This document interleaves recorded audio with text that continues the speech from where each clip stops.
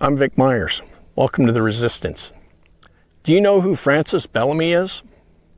Yeah, I didn't remember either, because we weren't taught about him in school, but I reckon we probably should have been.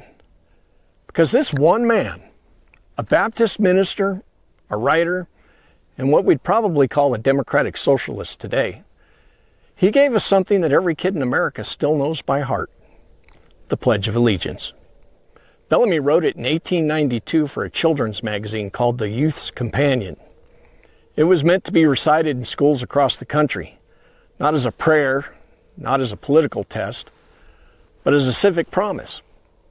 His original words were simple: I pledge allegiance to my flag and to the republic for which it stands, one nation indivisible, with liberty and justice for all. No mention of God, no mention of politics, just a shared promise that the republic belonged to all of us and that liberty and justice were meant for everyone. Bellamy believed in public education, workers' rights, and equality. He preached that America should be a nation for the people and not just the powerful. For that, he lost his pulpit. But he didn't lose his belief that words could shape a country's conscience. The pledge was his way of reminding us what America was supposed to mean. Alas, that promise didn't stay the same. In the 1920s, the words were changed the first time. My flag became the flag of the United States of America. It sounds small, but it wasn't. The change came from national organizations like the American Legion and the Daughters of the American Revolution. They said it was to help new immigrants understand which flag they were pledging to. But it also marked a shift from belonging to a shared republic to belonging to a single national identity. Then in 1954, it changed again. During the Cold War, as politicians tried to draw a line between godless communism and American freedom, they added two new words: under God.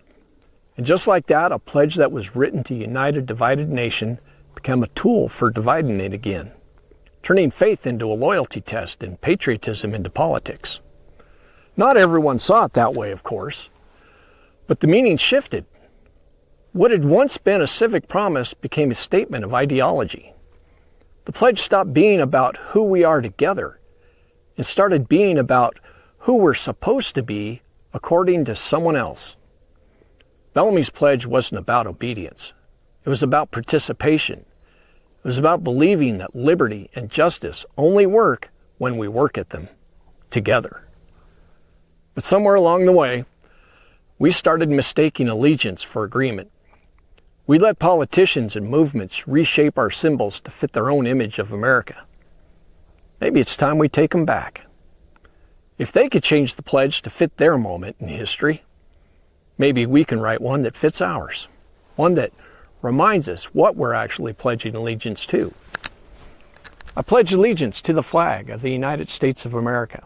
I do this to honor my ancestors and all those who have built and protected this republic for which it stands. One nation under many gods or no gods, because our right to practice or not practice religion is absolute. Indivisible, because when we're not divided, there's nothing we can't accomplish. With liberty and justice for all, for every person who calls this nation home, and for every soul still reaching for its promise. Those aren't Bellamy's exact words, but they carry the same spirit. A promise of liberty and justice that includes all of us. A promise not to any party or ideology, but to each other. Thanks for listening. Good day.